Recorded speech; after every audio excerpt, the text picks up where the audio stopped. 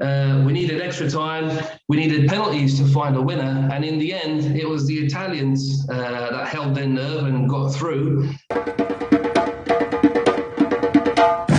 Good morning and welcome to Gulf News Kicking Back, the chat show all about football. I'm Imran and I'm joined by my guests Matt and Shamsir and Sahil.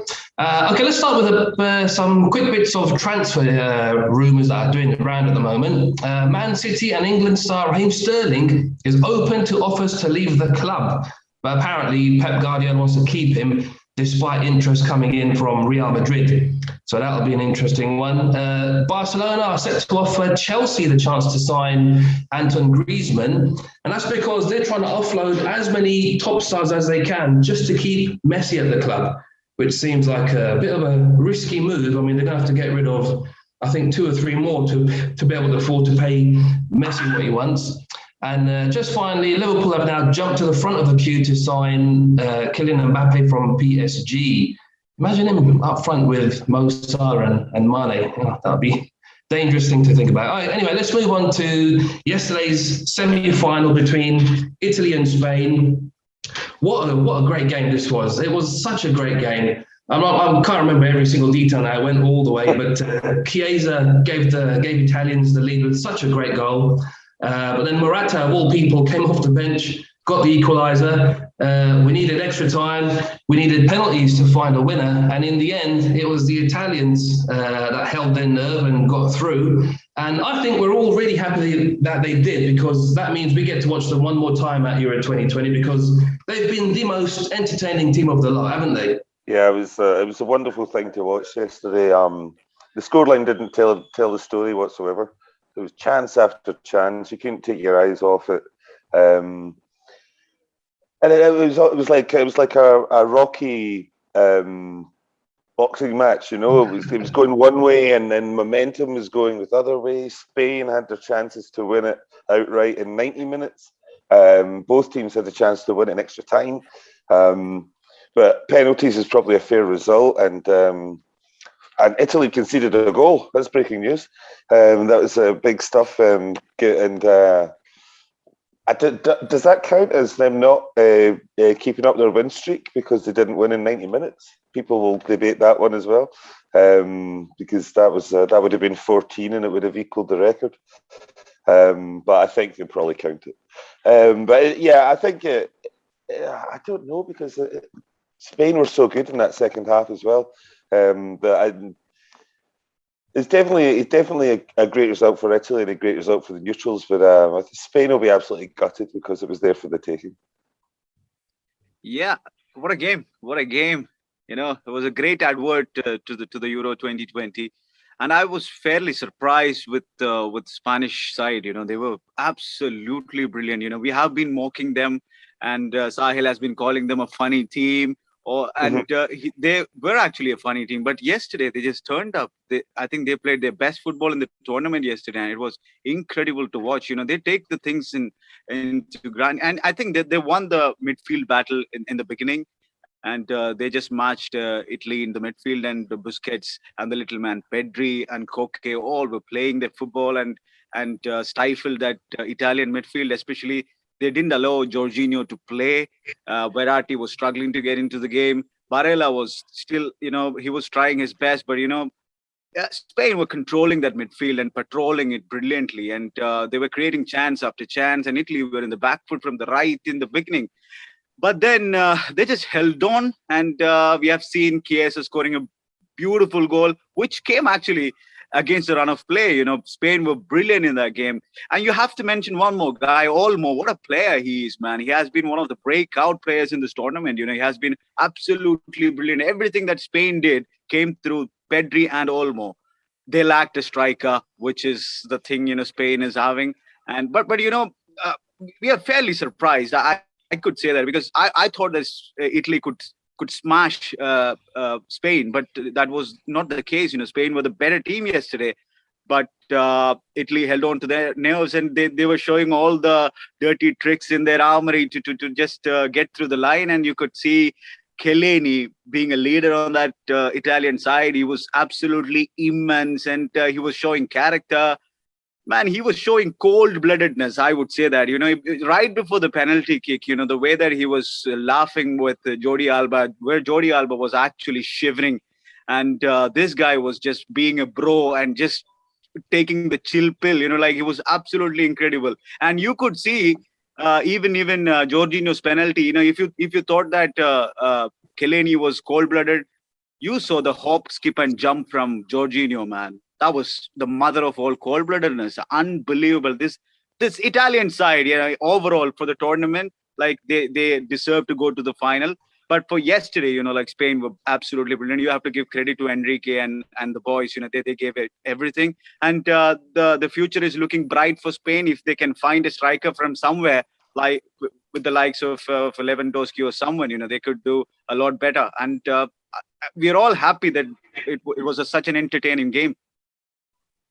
Yeah, I mean, I gotta say, first of all, that thank God I don't support both teams because I just enjoyed the 120 minutes without any pressure. But what a game of football, man. Okay, yes, Italy won, but the game was just wow. I was entertained throughout. Not even 1 minute was boring for me.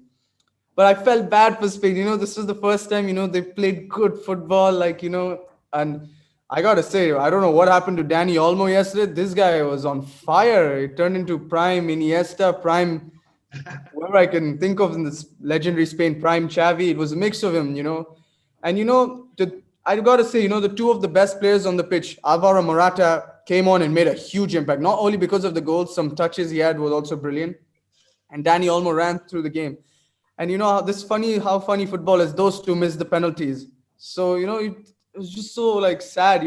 And I got to say Spain played better than Italy, but as Shamsher had mentioned quite a while before, that it's all about getting over the line, and Italy just did that. And they got something special from Chiesa. It's his first major tournament, right? And what a goal that was. And I just feel bad for Spain. This was such an organized performances. Like the first half, I saw the first 45 minutes in Spain, which is brilliant. Like Donnarumma. But I have a question. Like whenever of the penalties were happening, does Donnarumma intimidate the penalty kicker?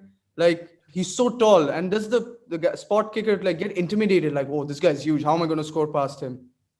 Yeah, that happens. I mean, these things do happen. The keepers, they practice, they study each and every player. They know which way, some of these players are going to put the ball. Similarly, the strikers and the people taking the penalties know what the keepers tend to do. Whether they stay in the middle of the goal, dive left or right, do they leave it late, do they come back a yard or forward?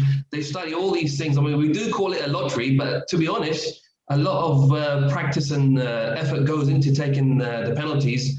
But you're right, he's a huge guy. His physical presence, I mean, he probably fills the entire goal when he's standing there. But just going back to Italy there, they're 33 games unbeaten now, which is a tremendous effort ever since Mancini's been in charge. They had a disappointing, they didn't make the last World Cup, but ever since then, he's absolutely transformed them. But like Shamsi touched on, I mean, they were really made to work hard for this result yesterday. I mean, it could have really gone either way. It's a shame in a way that it needed penalties to decide such a game because, I mean, if they both could have gone through, I don't think anybody would have been upset about that. Yeah. Well, both teams hit the woodwork, I think, and I think Italy hit the woodwork at least twice. So the game could easily be decided before penalties. The one thing that really stood out for me in the game, other than its end-to-end action, was the support and unity that the teams had for each other. Before the penalties, but honestly, they were giving each other mental support. They know they'd been through a battle. It was like the heavyweight fighters hugging in the final round, And you saw the way that Donnarumma consoled Simon after he went straight to him. Everybody was celebrating. He was straight over to Simon because he knew that they had both been through such a battle. And that, from the Eriksen moment and the unity you've seen, it's been amazing for football. Because people think about these teams being rivals, cheats, diving, being Neymar. But actually, throughout this tournament, you've seen that they've all had each other's backs. And that's what the game's about. As I said on the live chat last night, this isn't a war after all. This is just a sport at its finest. And to see that sporting spirit, it was just brilliant. That's a really good point, Matt, actually. I mean, I think, and purely maybe, possibly, I'm just thinking out loud here, that after the Ericsson incident, I think everybody, all the teams have really come around and, put the differences aside. There hasn't been any kind of malicious fouls or dirty games or any sort of, really reckless tackles. And yesterday, I remember one incident, I think just before extra time was about to start, Enrique and Chiesa on the touchline having a real laugh and a joke just before the game's about to start. This is the opposing manager and one of their best players. I mean, you would have thought, they'd be keeping their distance. But and also, what a difference it makes to have 60,000 fans back in a stadium to support both teams. I mean, it was what an incredible atmosphere. If we were still living, well, we still are, but if we still had restrictions for COVID and it was maybe 5,000 or 1,000 people there, it would have been a totally different evening, wouldn't it have been? It would have been. It would have been. The fans make a difference, obviously. I think they're at Wembley. I think Italy had more fans than Spain. I think but the fans definitely make a difference. We have been waiting to watch these guys. Roaring for the teams. That makes definitely a difference, man. And for Spain, I thought they lacked a leader on the pitch. Because you could see the difference in both teams. Italy, they were trying all the dirty tricks, like I mentioned earlier, and they had a leader. Like many leaders were there, but they had a leader of the leader who was Giorgio Chiellini. But Spain didn't have anyone to pull them. Like say that okay, even you could see their captain was shivering when the penalties were going on. Just right before the penalties. I think Enrique missed a trick by not taking Sergio Ramos to the tournament. Maybe, that could be a talking point because Sergio Ramos is made up for these kind of situations. He has that kind of an aura within him. He's such a character. I think Spain missed someone like. But definitely have been more dirty tricks. If Ramos was there. Exactly. That's a really good point, actually. When he was omitted from the squad, it was the first time in I don't know how many years that there wasn't any Real Madrid players in the Spanish team. But having someone like that, purely in a situation like we were in yesterday, I mean, you're right. It could have helped the team. It could have made them, calmed a few nerves. Like before, it was hilarious. Just before the penalties were about to be taken, Chiellini, he got Alba in a massive bear hug. He was literally just grabbing the guy. I mean, that takes the pressure off the rest of the squad when you see, your captain doing these sort of things. And that sort of, spreads into the squad. There's a bit less pressure there. Okay, well, Locatelli missed the first penalty, but still after that, you could see that Italy is really just generally a really happy camp. They are. They're playing with a lot of spirit. Spain. I would blame the manager for giving him the kick. He's such a mentally weak player, and you are giving him one important, crucial penalty kick in the shootout is an absolute disaster from the manager himself. Because knowing him, we have seen him how he misses easy chances. He has got all the abilities in the world. Don't mistake me. He has all the abilities in the world. Because he's a technically good striker. His problem is psychological. He's mentally very weak. And to put him in such a situation, that was wrong from Enrique, and he had to pay the price for it.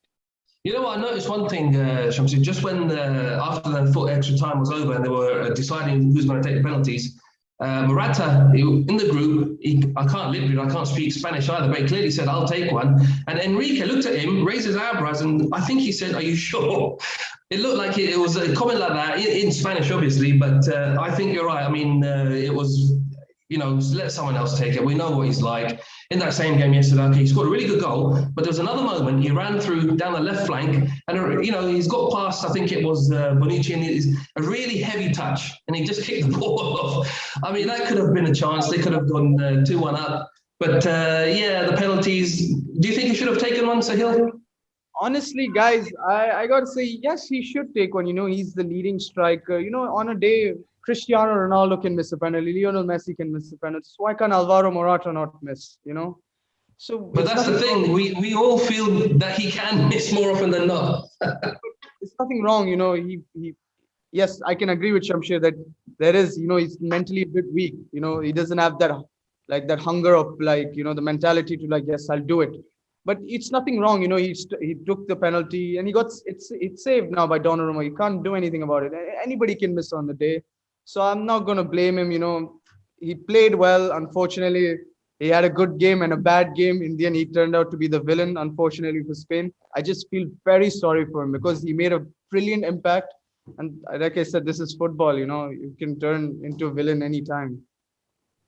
Yeah, he went for sure from hero to villain. Go on, Matt.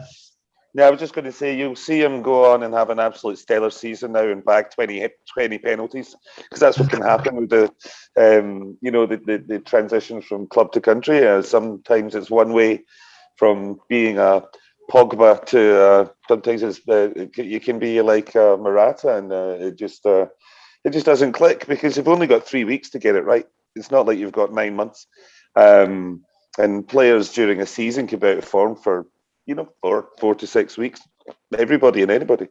So I think it's a bit of a shame if we have to pin the blame on anybody, especially after it was such an entertaining game.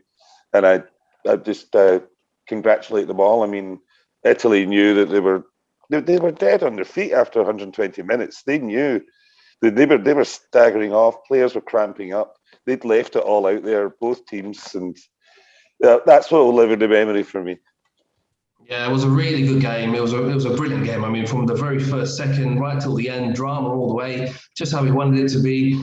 The other one today, the second semi-final, is England against Denmark, and if England win, it will secure their place for the first time in a major men's final since 1966. And I really hope we do it.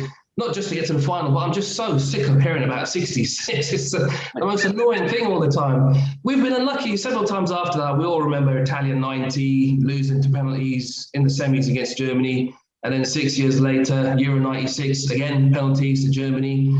They've come close a couple of times there, but this is the best chance that England's going to have. We've been saying it. They've been lucky with the draws. They had Ukraine in the quarterfinals. They've got Denmark now tonight. No disrespect to Denmark. They've been brilliant. They've been really good, and we've all wished them really well, especially after the Eriksen incident. But they've got this far. They've got this far. They can bow out now with their heads held high. So do us a favour, Denmark. Bow out. We're getting onto wishful thinking there as well, and we've all seen what Denmark can do. We all know that they can punch above their weight as they've done throughout this tournament, and they'll know how close they are as well. They'll be speaking. Casper will be speaking to his dad, Peter Schmeichel, who was in that '92 team that went all the way and won the Euros. They'll be getting advice left, right, and centre as to how to do this and keep the momentum going, keep the spirit there, and you would never have predicted. I don't think anybody would have predicted them getting this far. So I don't think we can count them out of getting to the final either. But on paper and head over heart, England will thump them. I think they'll be. Kane's got his touch in. Sterling's been great all the way through. Maybe Southgate will get the message about Grealish, and they'll just come out barnstorming. 60,000 fans, or maybe even more if they sneak in behind them at Wembley as well, Matt. It's not going to be like yesterday. There's not going to be an equal split. It's going to be mostly I think the sound tonight is going to be astounding. Especially given that we've all been missing it for a year. It'll be up there rivaling Budapest, which was an amazing atmosphere. But I think that they won't need that 12th man the way that Hungary rode on their support. They'll be too strong, and Denmark will get applauded off the pitch, but probably at the wrong end of a 3-0 result. Before touching to the England game, I have to mention about one thing about Alvaro Morata. Matthew mentioned that he could go on and have a great season now, but we all know that his problem has been mental thing. Now after missing that crucial penalty, I don't know how is it going to affect him psychologically. He has been scoring goals for Spain. I think he has surpassed even Fernando Torres, but I don't know, man, how it's going to affect him. May the God bless him. But the next thing coming to the England thing, yes, Denmark have been surpassed everyone's expectation. They have been absolutely brilliant. Yesterday there was in the presser, one of the journalists asked Schmeichel that, is it coming home? And he gave a fitting reply to that, whether it has come home anytime ever before, that was a good question. That was a good banter, from Schmeichel. Like Matty mentioned, Casper can take a leaf out of his dad's books and win the Euros, because he has already won the Premier League and FA Cup like his dad. So the only thing is that is left in his armory is the Euro, and he can do that. Denmark are playing brilliant football. They're not like sitting back and absorbing pressure or defending like Greece or a Portugal. They're playing some scintillating football.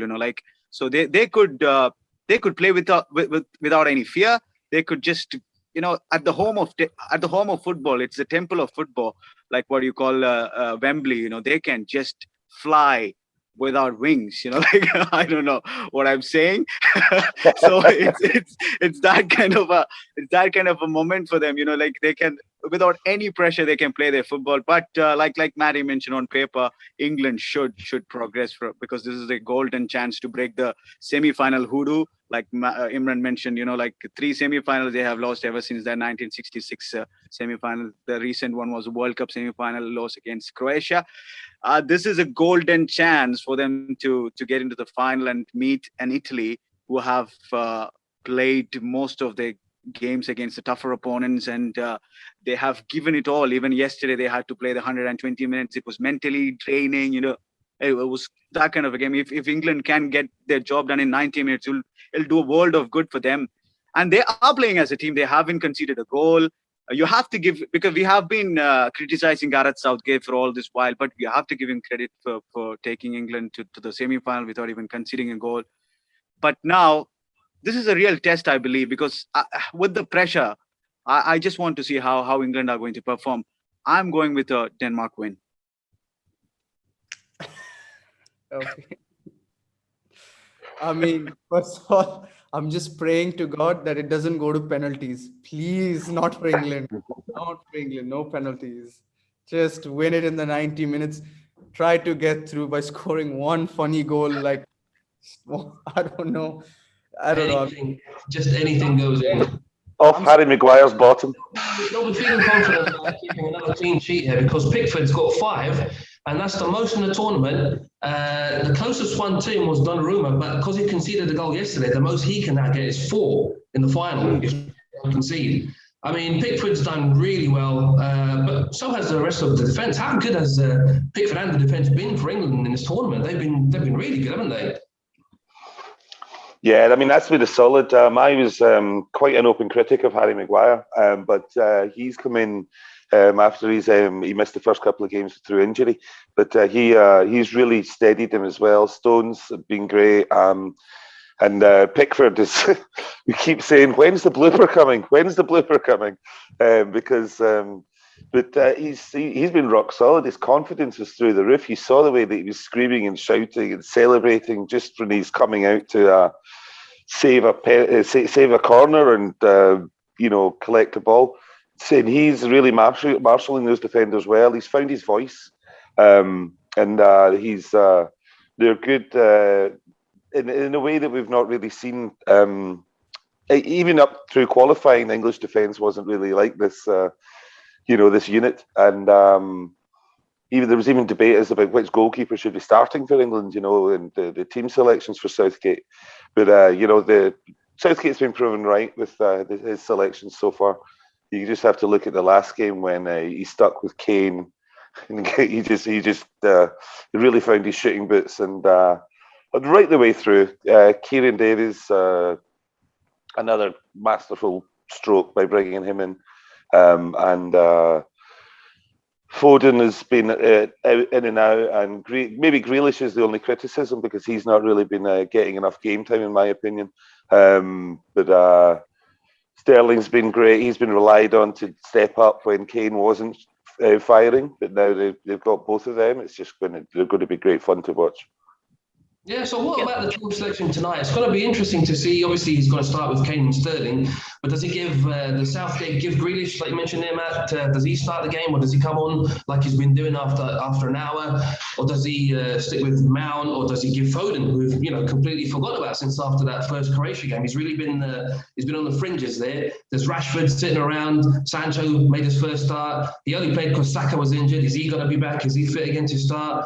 There's plenty of things that he can do, but bearing in mind, whatever he's done up until now has worked really well. So, it's hard to question any decisions that he's going to make he's made so far. So I think Southgate, credit to Southgate, I was one of his not biggest critics, but I always felt that if there's going to be a weakness in this team, it could just be with the manager making a silly decision or something that just doesn't seem right. And well, on paper he did them, but they've all come right. So we can't really criticize anything that he's done so far. What do you think, Shamsir? He's proven himself, hasn't he, at the top level? Yeah, this is what I've been telling you guys. Like he has made these guys, play two formations, comfortably. That's the credit to the manager. Like he can switch the formation anytime he wants. So we don't know what formation he's going to play tonight. So that's the thing. Even the managers, the opposition manager Casper Hulman will be thinking, what formation England is going to come up against? I don't know. So that's thinking whether it's a 4 at the back or 3 at the back, I don't know, because both the formations England are playing brilliantly. That is a credit to the manager. But some of his decisions are still dubious. I don't know why Grealish is not starting many games, because he is the one player with the magic in him, which we have already discussed about. But, I have to say one thing about this England team, which is completely different from the English teams that we have seen in the past. Like they play as a unit, which is a great thing, which you don't see normally, because the club rivalries and everything that usually takes the toll on these players. Usually the Manchester City players will have that animosity with the United players, the Arsenal Chelsea rivalry, the Arsenal Tottenham rivalry. All this comes into the team, and they don't really gel well together. But the new boys, the new generation boys, they don't really care about that when they wear the English national color, like they just want to play for the pride, the club animosity. They're just keeping it aside, which is a good thing for the country. And you can see even Gareth Southgate being very bold in his decision making. He's playing Calvin Phillips instead of Jordan Henderson, which is a great thing. Like you need to play people on merit, and he's doing that. So you have to give credit to Southgate for picking up the players for not the stature of the club they are playing for. Who would have thought, like at the heart of the midfield, you could see a player from Leeds United playing for England, so this is great, so they are playing as a unit. You have to give them credit for reaching to the semi-finals without even conceding a goal. I think on paper, England have all the quality to go through, but I have a thing that the mental, it's a physical, it's a psychological thing. Playing in front of the fans with a huge expectation, I think they could crumble. Crumble? Oh God! I thought you were gonna. That's a shocker. This. I thought you were gonna say they're gonna storm to a 3 or 4-0 win, but crumble. Good point. I mean, it's a good point. There's a lot of pressure. The press and the media, everybody really tipping them really heavily now because they've got this far. They've got the home advantage. They've been playing very well, not conceded a goal like we said. It could all fall apart. Fingers crossed it doesn't. But I don't think we're going to see as an exciting game as we saw yesterday. Obviously, Italy and Spain play a different brand of football. England and Denmark are kind of very similarly matched. It might even look like a Premier League kind of a game. Very similar sort of game. I just want to give a quick mention though to Luke Shaw, who I think again. Back four and Pickford, he's been tremendous for England. He's made that left back position his own. There was competition in the squad for those positions, but he's looking solid in defence. I think Imran, I have to mention Luke Shaw. They're calling him Roberto Carlos now, and the English teams. It was the mention actually. He has been their player of the tournament for me. Like people talking about Sterling, but I think Shaw has been absolutely immense in that left back role, and he has taken his form from the Premier League to the Euros. He has had a wonderful season with United, and I think he's playing his best football. And with all the criticism Jose Mourinho is giving about him, he's just performing brilliantly. He's got that nickname, Roberto Carlos, and I think he's doing well. Next thing, go on, Imran. 400 million. Yeah. All right, what's your predictions again? You've mentioned them already. Let's go around again. I'm gonna go with a 2-0 to England. The Danes have been really good, but I think the semi-finals is as far as they're gonna get. Matt, what did you say? 3-0? Yeah, 3-0. The one worry for England is if Southgate doesn't start Grealish, you might find the fans start getting on his case a little bit, and that could be reflected on the field, and the players start getting a bit more cagey. But I think that, like we saw that the last time out at Wembley, when England were there, was the fans were getting a little bit flat. but England just raised their game and they went on to win. So yeah, like I said, 3-0, and I think that they won't need that 12th man. They'll do it quite easily. Shamsir, what was yours? On paper, like we have mentioned, England should cruise the game with Harry Kane peaking at the right moment, and like Roberto Carlos is playing so well. But I'm going against the run of play or whatever you call. I think the pressure will take the toll on these guys. The expectation will take the toll on the English boys. And Denmark, with full freedom, I think they're going to win 2-1. Ooh, semi-final heartbreak again. And Sahil? Just get over the line, man. I said just score one goal and just go to the final and give you 100%. Just get over the line, because Denmark are a dangerous team. It's going to be tough for England for sure. It's not going to be one-sided. And No, that's for sure. Yeah, They'll get be over flying the line. without wings. I agree. Let's hope that happens. Okay, that's all from us for today. We'll be back tomorrow. In the meantime, head to golfnews.com for all the latest news, and we'll see you later.